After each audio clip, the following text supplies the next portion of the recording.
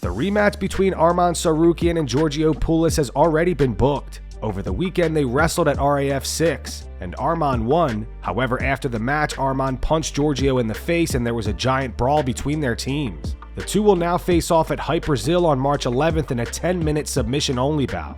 Jorge Masvidal is also scheduled to grapple Shara Bullet on the card. Ilia Topuria may have a fight announcement on the way. Today he posted this on Instagram. In the caption he wrote, "Big news coming soon." A few weeks ago, reports claimed that there was a 90% chance Topuria would face Justin Gaethje on the White House card. Days later, those odds were said to have dropped, with speculation that the UFC wanted to avoid a scenario where there's a very high probability that the American star ends up getting knocked out. Topuria later appeared on Aiden Ross's stream and said he's unsure about the White House event, but confirmed that he expects to fight this summer. About 2 weeks ago, Dan Hooker was accused by a woman claiming to be his girlfriend of cheating on her with a man. She also alleged that Hooker's wife was aware of their relationship. While promoting one of his sponsors, Dan appeared to make light of the situation. He posted this to his Instagram and wrote, "Avoid any allegations that come your way." Allegations, false! Allegations. If you want to avoid any allegations that come your way, get yourself a medical card from me and the team at Canalytics. Couldn't be easier. Everything's online. Doctor give you a bell on the phone. Easy peasy. I'm putting cases on all y'all. Conor McGregor says he's in negotiations with the UFC to fight this summer. Are you going to be fighting at the White House? So I am in negotiations with the Ultimate Fighting Championship about the bout. Either the White House or there or thereabouts. Sometime in the summer, McGregor will return. Ahead of his rematch against Charles Oliveira this weekend at UFC 326, Max Holloway reflects on their first fight. The two first fought back in 2015, and Charles lost in the first round due to a neck injury. Talk about the injury. Oliveira may allude to the injury. It almost seems like you go, it is what it is, right? Like that's your saying. I mean, yeah, you know, you made the walk, you did what it is, we fight. I mean, if I broke my ankle in there or something, you're not gonna hear me complain about it, you know. That's the way the cookie crumble, and you know, I'm just glad that we get to get it back, you know. He's you know, me and him been the top of our divisions forever.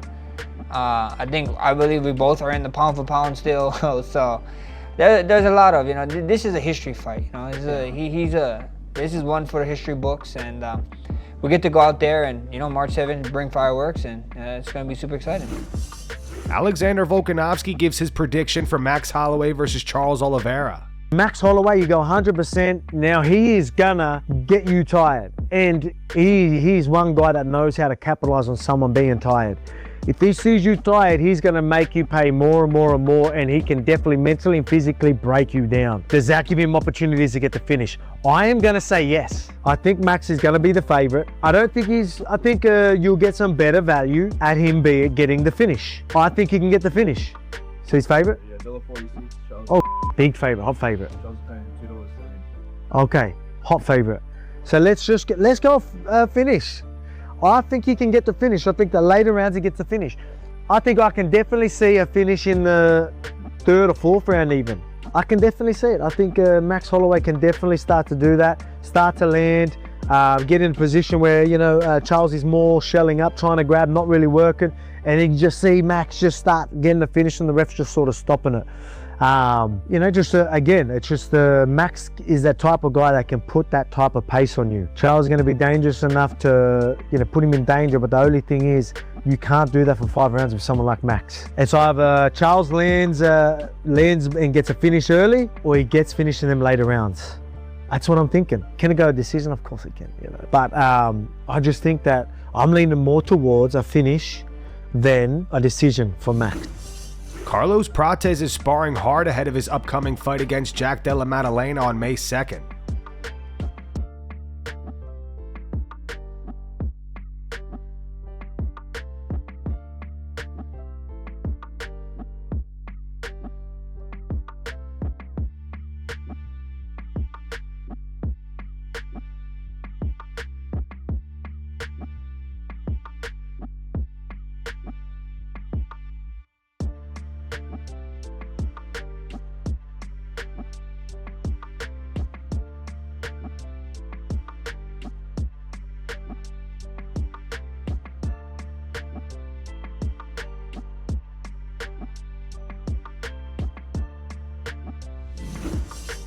Michael Venom Page weighed in on Conor Benn signing with Zuffa Boxing and reportedly earning $15 million for one fight. MVP said that it tarnishes the image of the UFC, especially when some top UFC fighters have openly spoken about financial struggles despite competing at the highest level. But it's just hurtful to see the money go that way for somebody that, for me, is not at the top of his field. He's a great boxer. I'm a fan of his. I love watching his fights because it's always exciting. He always gives it all. But in that division, he's nowhere near the best. But yet you've given that amount of money to somebody that I'd say is not the best. But then you got like people over here that are at the top of that. I'm going to use Francis Ngannou simply because this is an easy one that's kind of come out. At the top of his game, heavyweight champion of the world, and was broke and having to borrow money. And it's just like, those are the kind of stories that I feel like they could fix that easily. It just shouldn't even, that just shouldn't exist. I think it tarnishes the brand as well. And as a supporter of the brand, you don't want to see people just talking bad of the brand. And I don't want to talk bad of the brand myself. So, and I feel like it's an easy fix. Like, you just give guys what they deserve. It doesn't have to be like millions and millions and millions, but to hear when people come in and they're on 12 and 12, and some people are coming from the UK, so $12,000 is not the same when you convert it all and bring it back and tax and so on and so forth. These are guys that have now gotten to the UFC, but still have to do the door work and still have to do this and still have to do that. It'd be nice to just see guys get to this level at, like in any other industry, they get to the highest level, and finances are kind of, it allows them to train better as well, and it allows them to become better athletes and put on better shows and maybe even knock more people out because certain things are covered. And that's it. So when you see somebody get paid that amount of money from the same person that's not paying you on this side, it's disheartening. Khalil Rountree explains why he thinks the potential fight between Khamzat Chimaev versus Sean Strickland would play out similar to Khamzat versus Dricus du Plessis. Now, you've been training with Khamzat Chimaev, and we see Sean Strickland being very vocal about Khamzat Chimaev in the press conference. Khamzat literally ran through DDP, and DDP beat Sean twice. What would happen if Khamzat and Sean Strickland had a fight? I see a lot of people on the internet saying things about Khamzat and him laying on DDP for however long, 23 minutes.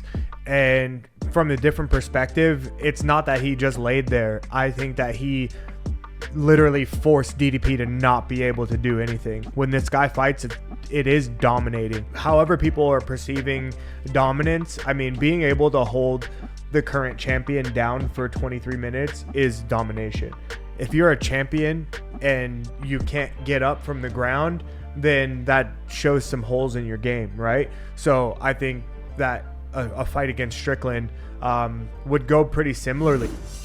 Petr Yan is currently recovering from lower back surgery, despite reports that the UFC is not interested in having Yan fight Merab at the White House. Yan says he still wants to compete on the card.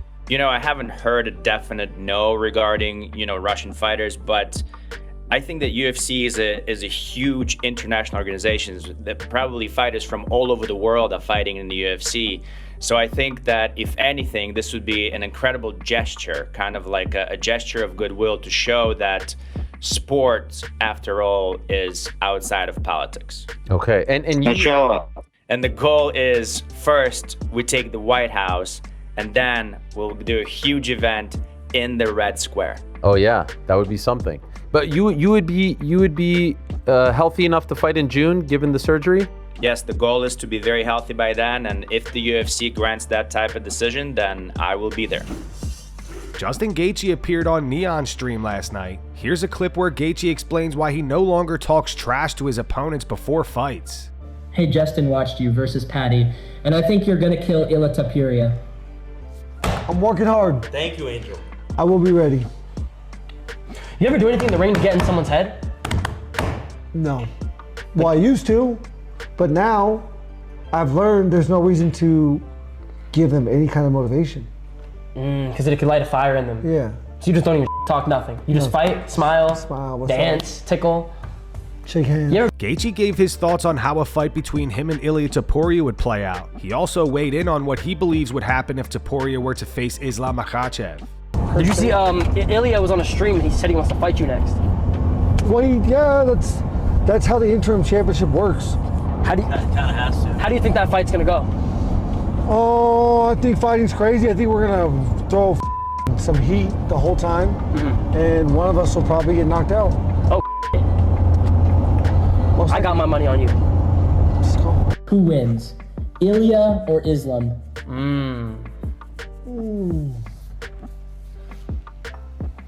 Islam. I agree. Fellow Muslim guy. That's why? Yeah. You agree? Not because of the previous fights they've had? No, I'm just biased. Oh, cool. Yeah, and I like to base it off the UFC stats, like on UFC 5, the game. You have a very strong punch power. Gaethje spoke on whether or not he thinks he'll be fighting on the White House card. He says at the moment he's unsure. Blink 5 times if you are on the White House card. No clue.